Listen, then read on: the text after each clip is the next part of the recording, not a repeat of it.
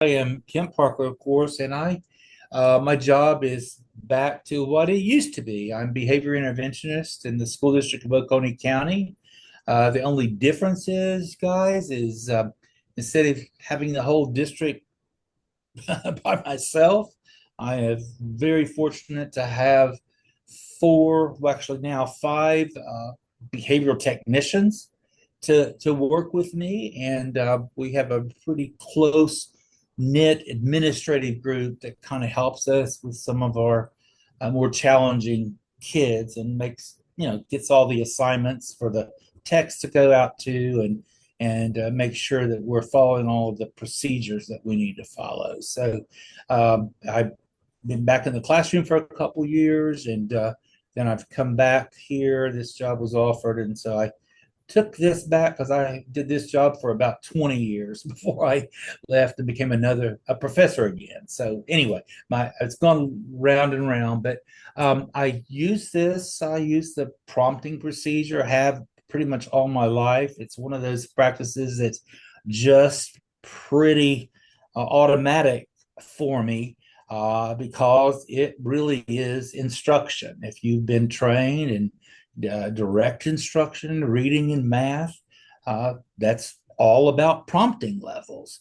If you are aware of some of our evaluation materials for teachers in the state, there's a lot of what you're asked to do is to teach via prompting, giving ever increasing or decreasing prompts to kids to learn a skill. So that's why I have this presentation. Not only does Susan ask me to do it on this, it's just that it's kind of a secondary to me. So anyway, the resources, references that I use for this presentation is kind of like standby. Kathleen at Commonwealth University. She's at the Autism Center for Excellence, and they have a little monograph that I put the address down there. And so if you wanted to pull that up, it's pretty complete. I have a lot of it in this presentation, that I think I thought was pretty important. And then the last thing in italics is something which I didn't really think I would ever do, but I have really grown fond of it. Being back in the district is teachers pay teachers. And it came in handy today because of the snow and coming down the mountain to try to get into the school where I have a lot of my materials for kids that I'm working with. I can get into the district office and I can get into the main office at the school, but I cannot get into the classrooms. So I wasn't able to get in there and then scan them and run the actual data sheets for you. But I have those from Teacher Pay Teacher that, I mean, there's not many ways you can do a prompting hierarchy for data collection. You can make it too hard and you don't need to. You just put on there, we'll see in a few minutes, the level of prompt that you use to have a child progress in meeting the goals of the skill. And so that's what this is about. And that's the data sheet. But again, everything I've ever done comes from something similar to this. So, okay, you can go to the next slide there, Susan. All right. All righty. Well, I'm trying. Oh, Not wanting to go. I'm with you There on you you. go. How about Okay. So there are really two systems of prompting, but I chose today to use the system that's a bit more comprehensive for the kids that we see, and that's the least to most intrusive prompting strategies. And it's a hierarchy. Again, reading least to most, you see that. The other one is most to least prompting, and we'll look at the differences between those just very briefly at the end. And those are for kids that, if you're teaching kids with more intense disabilities, intellectual disabilities, it's very much, or very young kids, it's a much more appropriate prompting strategy for those two groups. So I'll start with least to most, and it is the procedure that uses a variety different levels of prompt. And what do I mean by a level prompt? Well, it is really an instructional procedure that is likely to assist the child in learning a new skill at whatever phase they are. Maybe they're at the very beginning of learning a little bit about, subtraction. And maybe they are, at that very beginning level. So they start out with a prompt that, okay, we're going to do our math today, and it involves subtraction. And that's what we call an instructional cue. It's kind of, you would give your whole spiel on instruction there. And, but then if they haven't had a lot of instruction or practice on subtraction, well, what are you going to do? Just sit there and say, well, yeah, you had it like last year, or yeah, yeah, you know it. Here it is in the book. We can't do that. Those are prompts, but they're not very effective. So what we do in a least to most prompting procedure is we kind of help them start the problem. Clearly, if they didn't know anything about it and didn't start the problem, they haven't had enough instruction. So, and there's not much they can do. It's kind of like an assessment. So there's that instructional cue. And after I give them that, then I start the actual system of prompts. And it usually involves three. Basically, most strategies have all three of these. And it starts with a verbal prompt, like do our subtraction, or, use your calculator, whatever it would be. And then the second one is a modeled prompt. If the kid needs it, maybe in the case of this problem, you would do it. And like we do with many of our kids in special ed, we would just do the problem for them. If it's 11 minus 6, and they had some renaming to do in there, or if they didn't know the facts, then what we would do is we would do the prompt with them. And that prompt might include like the talk aloud. And so once you do that, then you give them an opportunity to do it. And you say, now it's your turn to do that. So you've prompted them there, they've got a turn. But if they can do that, that's great. You're just giving them reinforcement. Yeah, 11 minus 6 is 5, or and you move on from there. Very good. You might do it in terms of working with kids. In this situation, for kids that would be at that level, third through, I don't know, seventh and eighth grade, for some of our kids that can't do subtraction, you would give them 3 trials to see if that prompt level changes. And what do I mean by that? You've given the verbal prompt, you're going to give a modeled prompt, and then you would probably go to, hey, if they couldn't do it, you do it again for them, the physical. Now, I know that's not what's on my slide here, but those 3 are in there. There's a verbal that's in red, the modeled, and then the physical. The gestural prompt is in there because we had this group of kids with autism that everybody, we just have more of those kids than we had before. And for many of those guys, they're averse to a lot of language or a lot of explanation. So you may still have to do, some modeling with them, but you may end up doing like a gestural prompt. Maybe you can have the algorithm spaced out on some paper, or maybe you made that as one of their materials. And so they can read the visual maybe better than responding to the actual verbal prompt. But you can do both of those. That's really what we want to do, is do a verbal prompt and maybe a gestural. And then you can model it if they don't follow through. And if they still can't do it, you would go to a physical prompt. Okay. Now, that seems easy peasy. It is kind of to me to remember that, but there are some rules we'll learn in a few minutes about that. But it starts always with an instructional cue, just like you're set in teaching. And you would provide your instruction and that type of thing, and give examples, and so you're sure that everybody's clued into you. And then you would say, okay, it's time for us to practice. That could be another cue or another type of prompt. And you would say, okay, everybody, let's look at this next problem. We're going to subtract again. Let's see if we can't do what we did with 11 minus 6 here. And so they have both that verbal prompt and the gestural prompt. And, if they do it, that's great. Perfect. You know that this kid can learn this algorithm rather quickly after just a demonstration, really, a prompting and a verbal and a demonstration. But what if they can't do it? Well, the next intrusive level of prompt, because you're getting ever more close to the kid, you're in his space, you may have to pick up his pencil to use it, you may be actually making it visual on the smart board or whatever the case would be, you're going to model it. So it's a bit more intrusive there. And so they have a model, and then it's again going back to, okay, it's your turn.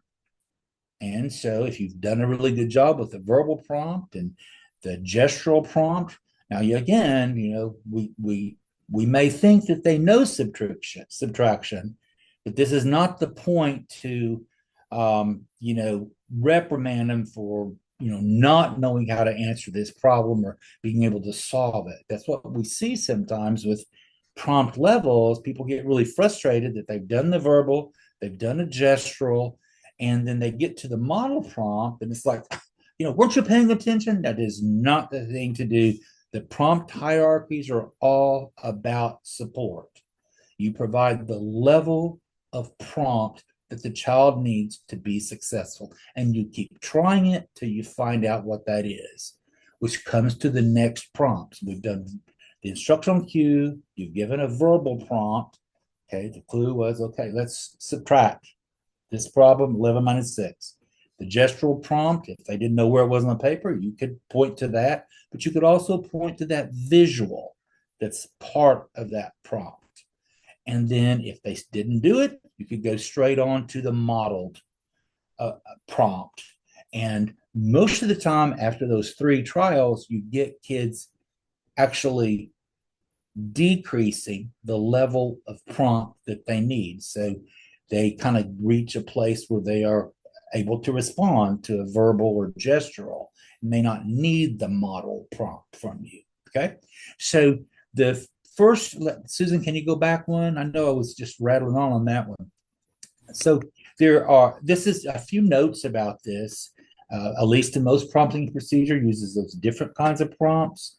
You start always with the least intrusive one. So in that one I just showed you, you start with that instructional cue, but likely our kids are going to need to have the verbal cue with regard to this is a subtraction problem and what do we need to do. Okay, so you then go to your verbal prompts. That's a least intrusive prompt. You go to gesture prompts. You can read those examples there. And there's an example in the bottom. I just did this the other day for the teacher, the child who needs to be able to get the child out of the door, open the door, and move out. She then would first do, a little verbal if he can't go out that way. And if he doesn't respond, she would then maybe do the gestural, point to the door. And then if that's still not happening, the teacher would walk over to the door and provide a model. I'm going out. I'm going out of the door. It's time to go out. If the student still doesn't respond, that's when you kind of look at what we call the physical prompt. And typically, if they understand that instructional procedure, and this means I'm taking turns, I'm going to do what the teacher says, then a light hand on the child's shoulder or maybe the elbow. Now, again, with kids with autism, you sometimes have to watch because that would distract them from what they're trying to learn.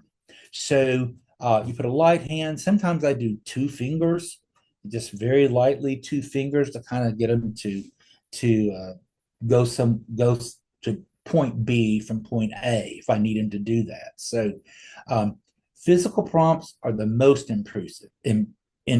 So now you kind of have the lay of the land from that. we're teaching, assuming that one of these days, those kids are going to get to a very typical level of prompt. Most kids in general ed probably need the verbal, and I might need to watch myself because we've got a lot of general eds who probably aren't doing this, but they typically learn from modeling from others. They learn from repeated trials of let's go out the door, whatever the case may be, whether it's going to the bathroom or whatever. They learn that typically vicariously, so we don't have to go so systematic.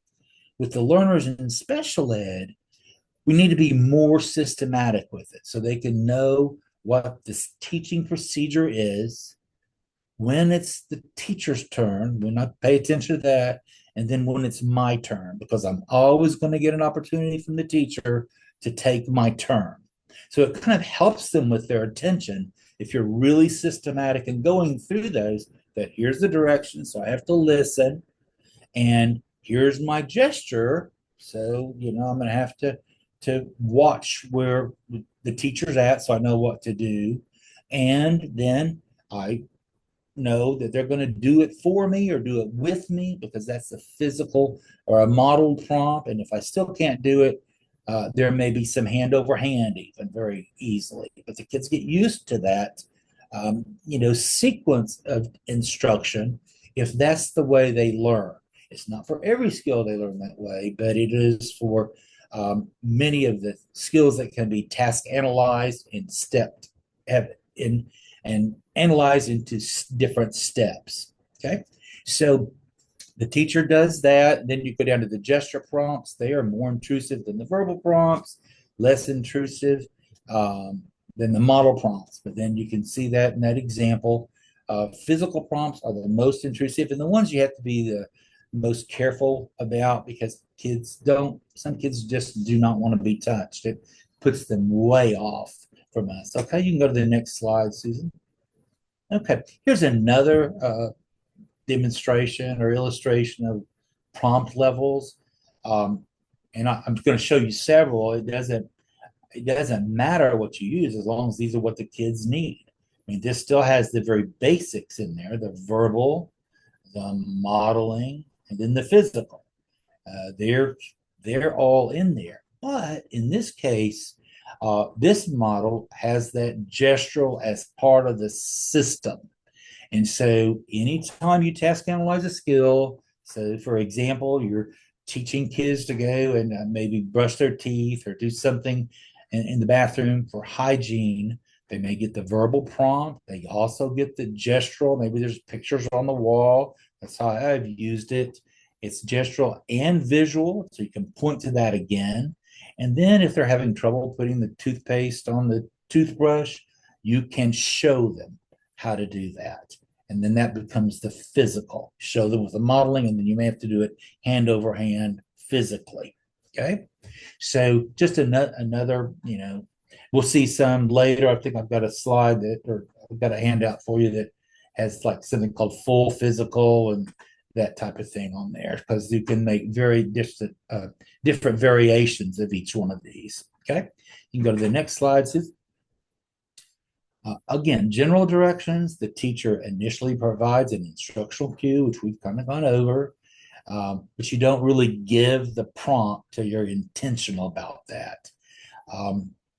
During the instruction, the teacher or assistant, assistants can be very good at this. They enjoy knowing it actually, because it is a teaching procedure. So they would then move down the hierarchy to the least intrusive prompt. Now, what that means is they're starting with just a general cue or a general verbal cue to start their work. But if they don't do it, then you give the next most intrusive prompt, which in this particular case is maybe the gesture. Okay. And you work that one till it's completed. The one thing to remember here between these two bullets is that if the child did not respond to maybe the gestural prompt, that you give them another opportunity. So you will maybe do the gesture.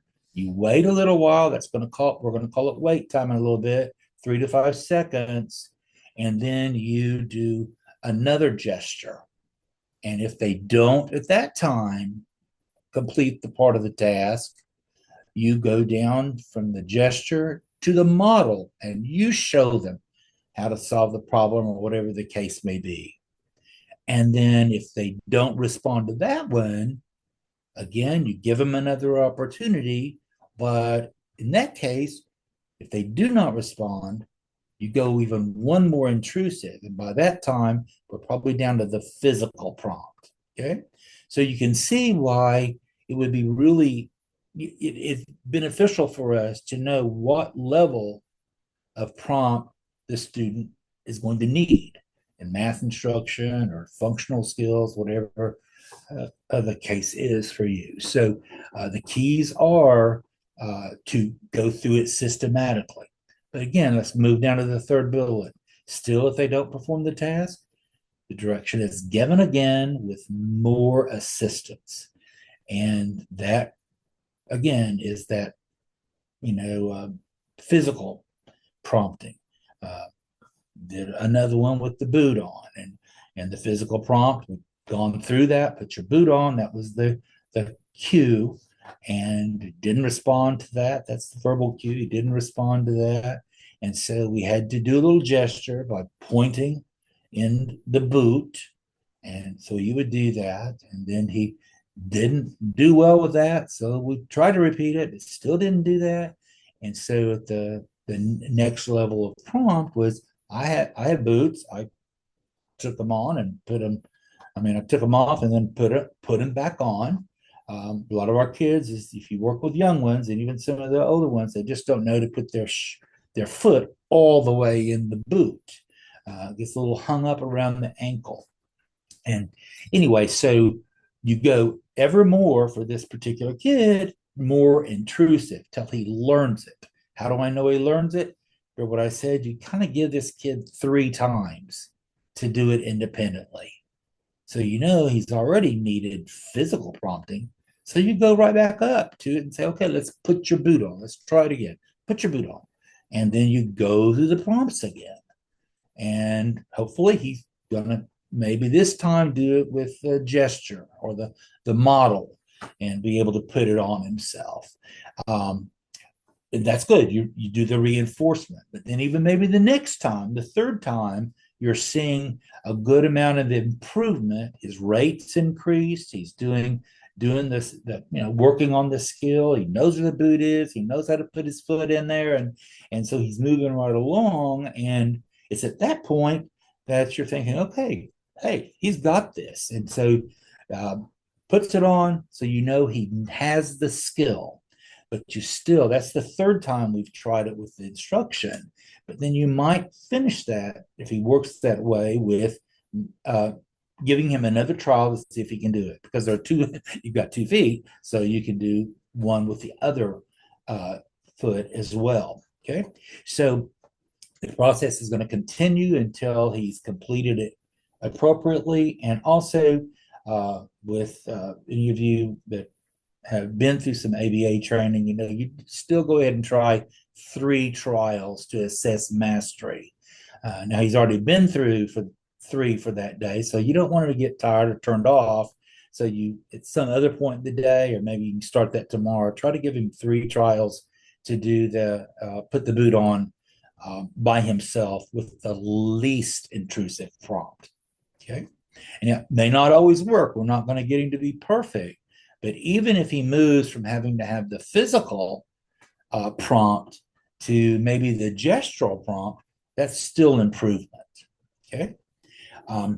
Then the level of prompt required for the student to complete is the data we record. So, and that's what's important. I've said it once already. And what I mean by that is what I just said, that we know that we've already tried to teach the kid, but in order to put his boots on independently, he had to have it, he had to do it, he had to have me help him physically.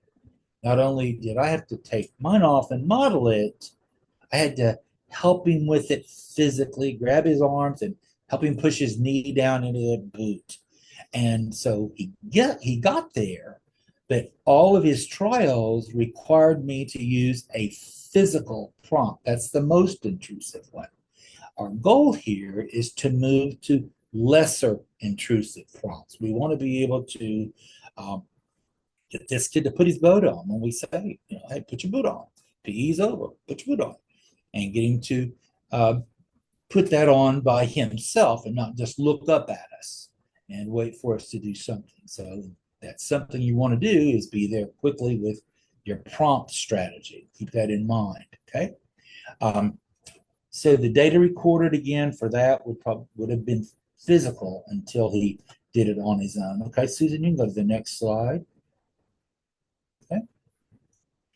The other part here that is pretty important for us is what we call the specific interval in time. The demonstrations and the research, they recommend about 3 to 5 seconds. Some for older kids recommend maybe 6 to 8 seconds.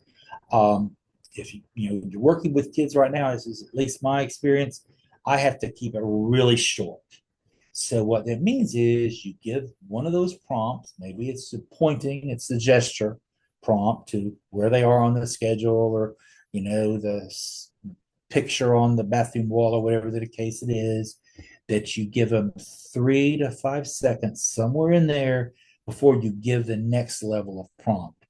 It's designed, and one of the things that's an important variable in the research is keeping that short and consistent. If you are working with the child with the boot, you don't want to keep harping on put the boot on, put the boot on. Okay, you know how to put the boot on. You stay away from that. You just go to the next level of prompt. If he is at the model and isn't able to do it, you go straight to the physical. And then you go back and try to get him to do it, but then that may be all he's able to do that day. Okay. They want to be hitting the head with the boot, and he could do it. Anyway, the concept is that the students provided the opportunity to respond with the least assistance that we can provide him. We want him to respond more naturally. So when I see that word least, I think respond like other kids would that didn't have a disability, that they would be able to, okay, I've done this, I see what you do, now let me try. Okay.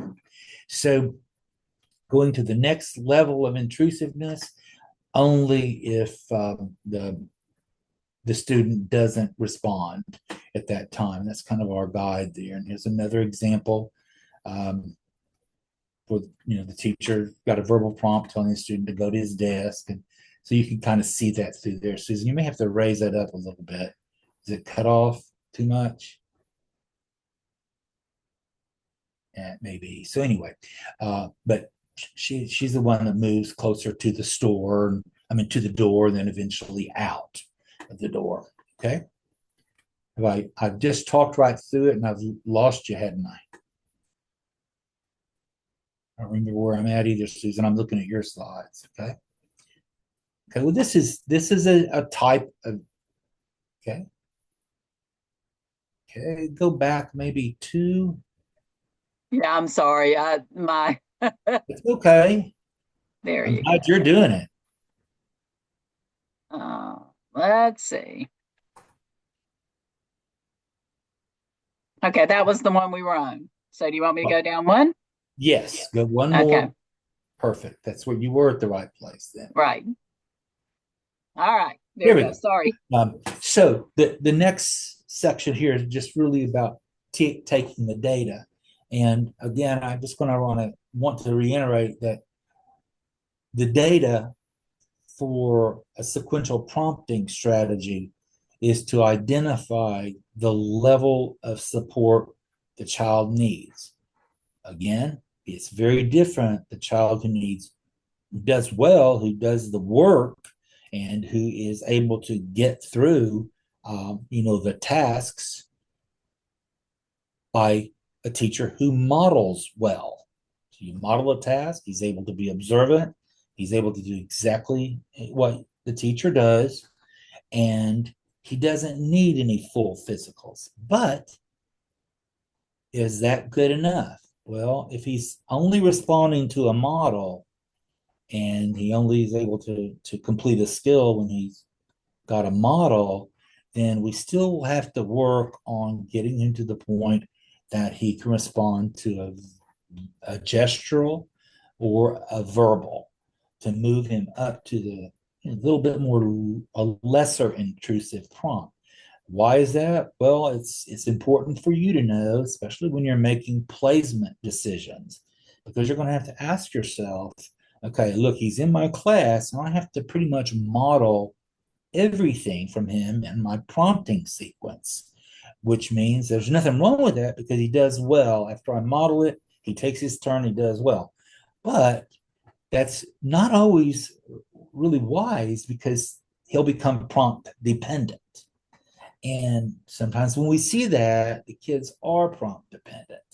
Maybe they've been through the sequence and the hierarchy enough where they've done they know how to do the verbal, they do the, physical, the gestural, but they don't really know it well, but they just kind of get sloppy or lazy and they just wait for you to do the model for them or look at you. They just look at you and think, okay, it's your turn. And you're like, no, it's your turn. So it's important to know that level that they need because it does help you kind of estimate, well, how would they do in a different level of class? Or how would they do in learning a different skill?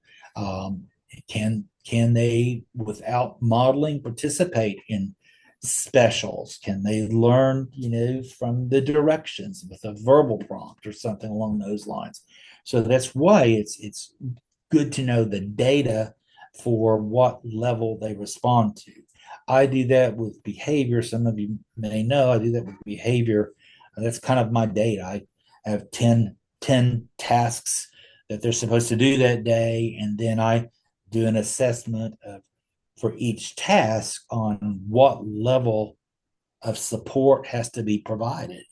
And does that mean that I have to give them a redirection of some type, or does that mean that I need to do a bit more of a gesture or something along those lines? And if I need to, at one point, give them like a limit, that's a different level of prompt to say, okay, you either do this now or whatever. And then the last one, which you don't want to go to, is where the instructional setting kind of changes. Maybe they have to go with you to another area to practice the skill, or maybe you get different materials for them that they've already had. And so you had to do a different level of prompt in that regard.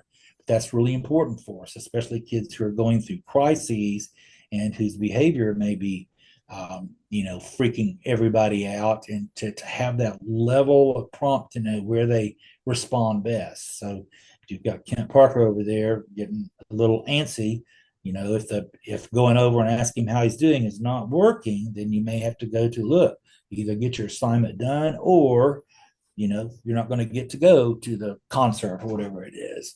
And it's nice to know then, and it's real efficient to know for you that Kent Parker is needing that level of prompt from somebody. Because how can you work with 18 or 19 other kids, or even 5 or 6 of them that all need prompting, if he's going to demand that much time?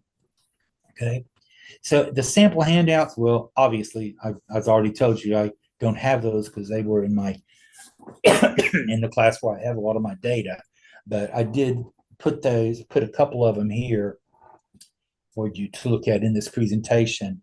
Dr. The Parker, other, yes, can you, if you'll share those with me I, later when you can get in the classroom, we'll stick them I in the will. folder. Okay, perfect. I will do that. So, um, but yeah, they're just they're show the kind of the level of prompts for functional skills and for some of the behaviors. So, and how kids progress through that. Okay, so you can go to the next one. Here's another one that kind of has the types of prompts. I kind of like this data sheet for kids who, who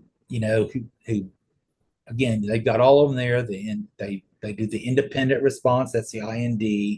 They will do the verbal that they'll get because somebody will tell them what to do or how to do it. And then they will do a visual, maybe, or um, gestural, then model and physical. So that's what those abbreviations are down there. And again, you can certainly see this may be for something like making a peanut butter sandwich or whatever, where you only have the 7 steps to do it. And so for each step, they are, getting assessed on the level of prompt that they actually need there. Okay. So they've got like 1, 2, 3, 4, 5 days to learn this and go from there. So, but it is a really good and it's very simple. This is the one that I just always say these are easy peasy in helping teachers, all teachers, general ed and special ed, to take some data. That to me is really important. I still take a lot of frequency data. I do a lot of duration type data, and again the ABC. But I really like to know from the teacher what to what the child responds, what level am I going to have to be prepared for, and if I make any difference. Because if he needs me to block him physically when I'm there, but he's still happy about it, that tells me something. I want him to respond independently when I give him the cue. And so, while it may be good, like we said earlier, that he responds to gestures, that may not always be okay. I'm going to get the toileting too in just a few minutes. So, we talk about that. But anyway, this data sheet I do like, and I've got another one in there that I'll show you. You can go through that, Susan. All right. So we may answer those questions kind of at the end, because when I get on a roll, I kind of get on a roll.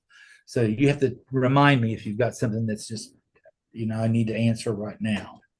So again, task analyses here, you want to have, it works better if it's more effective, faster if the skills can be task analyzed.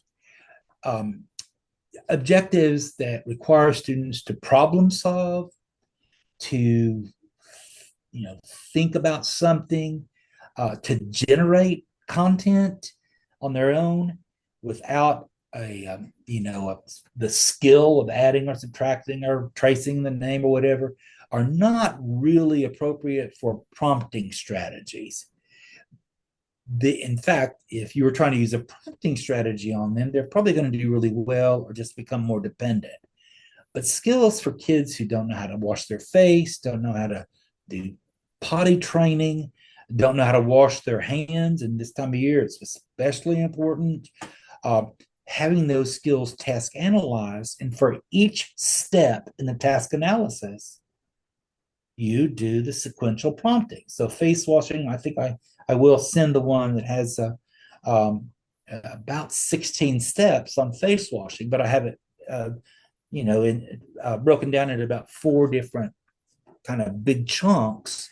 And so they learn that, and they learn the elements of that kind of in a shorter way. So they have component skills that they learn, but it can all be prompted because it's task analyzed. You can see it, you can hear it, and it, whether they're doing it or not.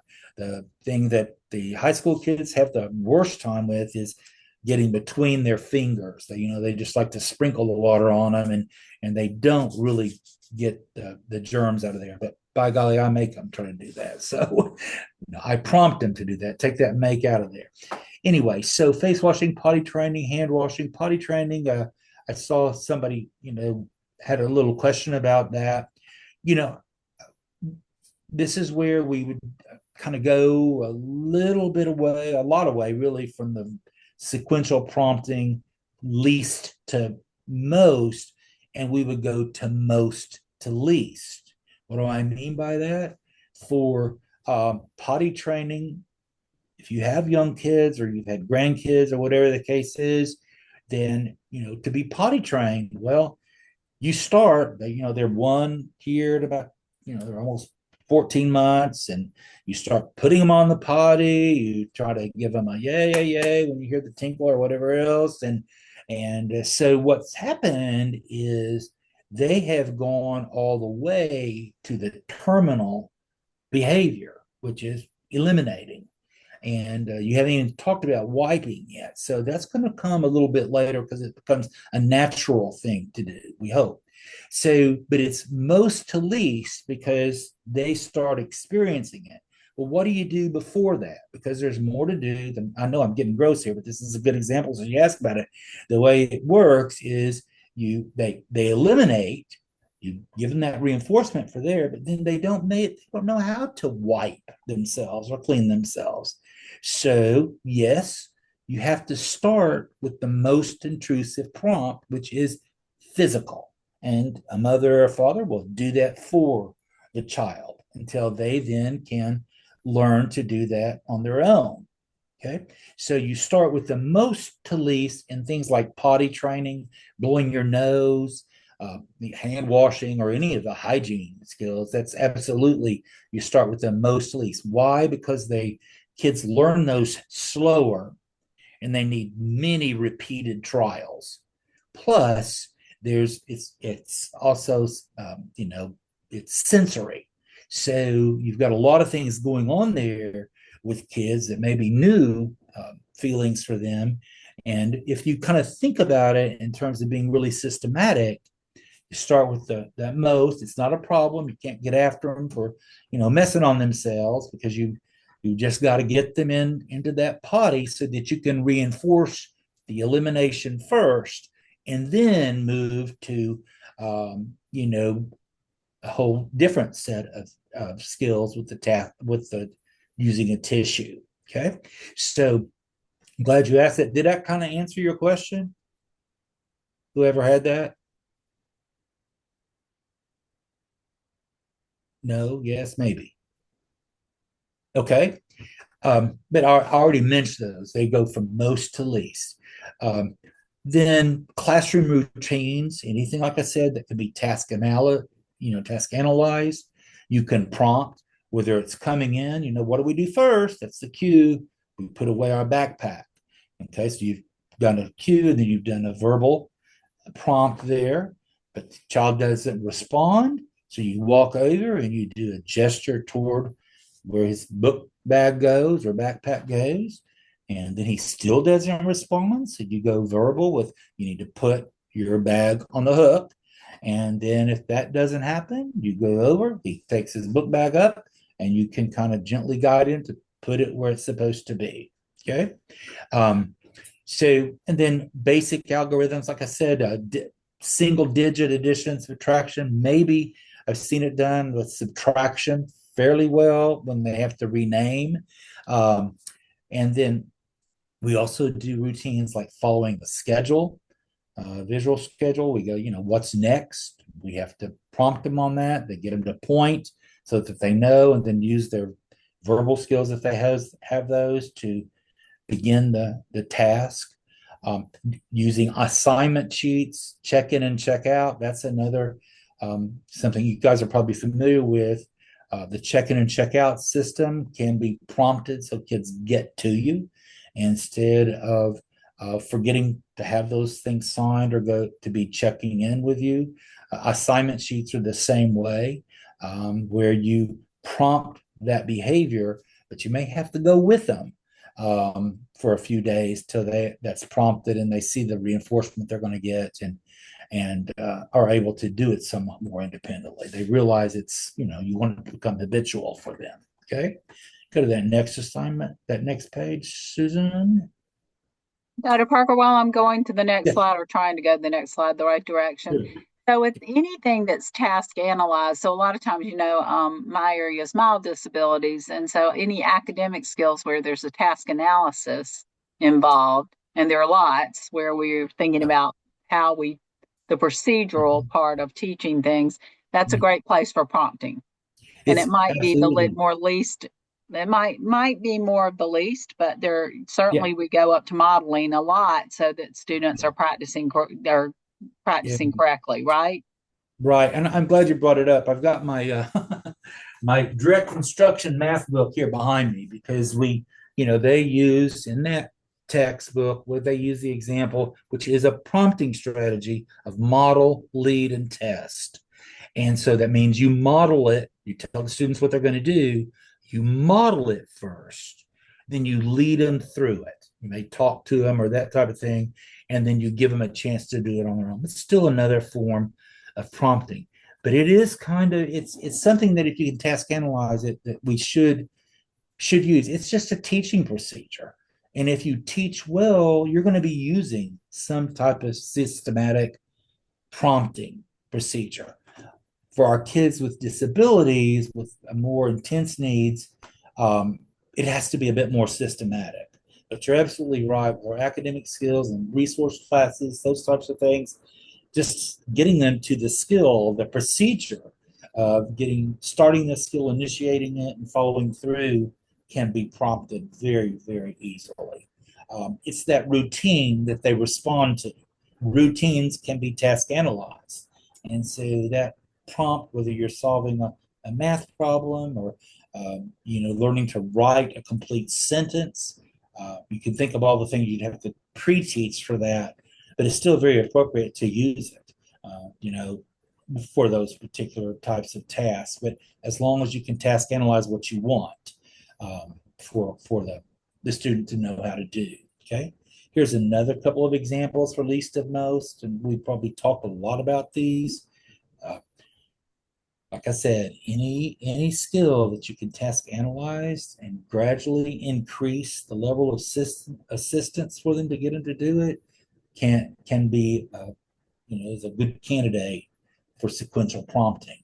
It's once you identify it, learn to do it, which is very easy, then you are likely to adopt it and use it often. It becomes just part of your methodology in the classroom to think about, oh, okay, well, let me tell you what we're going to do, and let me, that's that verbal prompt, and then I'm going to show you, I'm going to point to it, and then I'm going to model it for you, and hey, then I'm going to see if you can do it. So we do so many things in that way. But what I've shown you today is to be a bit more precise in what that would look like for our kids who need a bit more help. Okay, you can go to the next slide, Susan. And here are just a couple of key points. I won't go through those, all of those, but we start with the minimal level of prompts in the least to most system. We've already said that. We always give the chance for the child to perform the skill. And if I made that clear enough, and we started talking about the child going out the door, we give the prompt, but we give them another chance to try it. So it's not just us prompting them and then doing it in a vacuum. We have to give them a chance to try it. And then the prompt fading techniques, well, that kind of happens with a least to most procedure, kind of naturally. You start fading out. If you don't need a model prompt, you stop using it, or you may use it every other time. Maybe you won't need to have the visual there. They know already what's expected. So you don't need that in your prompt. Just say, okay, it's next, go. You become more natural in the use of the prompts as you go. Okay. The more you use them with a child. Okay. So here's one on the time issue. I kind of gave you that example already. And then teaching content, we've always called this kind of like pre-teaching. Or preventing. If you know a child is going to be asked some questions in the classroom, you might prepare him to know that, hey, here are our choices for answers. Which one do you think it's going to be? And he can look. I think their example is, I don't have my glasses on. Let me put them on. The Eiffel Tower. And so he's just provided a list that he can give the answer to. Now, this particular child just has trouble participating in the class. I mean, I'm pretty sure that this child knows about the Eiffel Tower, and he got the content from being able to read the book and look at the pictures. But to actually answer the question, the teacher asked him to participate in the class and to get used to doing that socially, needed to be prompted. So was it just about the content? No. It was about his social skills. Social skills, because they can be task analyzed, are really good candidates also for prompting. Okay. So let's see here. Susan, can you tell me what time it is? Am I It doing it's 4:22, so we got a couple of more minutes, and then okay? You want to move down through? I think there's just there you go. one more.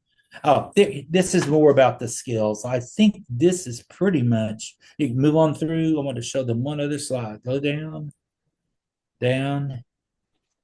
That's it. Oh, uh-oh. Okay, well, I'll send the other one too. But it just shows variations of prompts because there's like partial physical, there's gestural with a model, there's all different kinds that folks have come up with. But I'm just telling you, if you're interested in all on this, you can always contact me here in the school district of Oconee County too. So be glad to talk through any of these with you. But using just again those very basic ones from the verbal prompt to the model and then to the physical really are effective for most kids, especially younger kids. But if you have kids who have either been used to being really prompt dependent, then you may have to go to a couple of the other levels like the gestural, etc. Okay. So if there are any questions, I'm happy to answer them. Or if you guys were tracking any of those, I really appreciate it, Susan and Deanna and everyone. So Tracy. Okay. I think Dr. Parker, somebody did want you to please include the data Slide. sheet that was blue. I will. I'll be happy to. And we'll stick that in the folder. Yeah. I will And do and I that. and I'll give the just I think it's so important for us to remember this with our students with mild disabilities as Yes. well, especially when we're in intervention. I loved you have the DI math book. I have that too, because Yeah. that does go back to making sure Bible. that we're The doing third that. one. It's powerful. Yeah. And we can even gen ed teachers can be very Yeah. successful with those little steps to get kids on track. Absolutely. And going to that back to the model really helps, and doing it with them sometimes even that builds their behavioral momentum, which because sometimes it is about behavior. Well, yeah, and especially in math, I think we've talked about this before, and I think you were a big math, well, you're a big reading person, but same thing. With math, it's really important to do the problem, not just on the board in front of everybody, but if you've got somebody who's not doing it, not able to do the assignment because they don't know the algorithm, well, just do another model with them and let them copy yours. Let their first problem be the same as you did on the board. Whatever you can do to give them some confidence in that. So anyway, guys, I enjoyed it. Thank you so very much. And I'll get these to you, Susan, probably first thing in the morning. Okay, so you have those. We can kind of go from there. All right.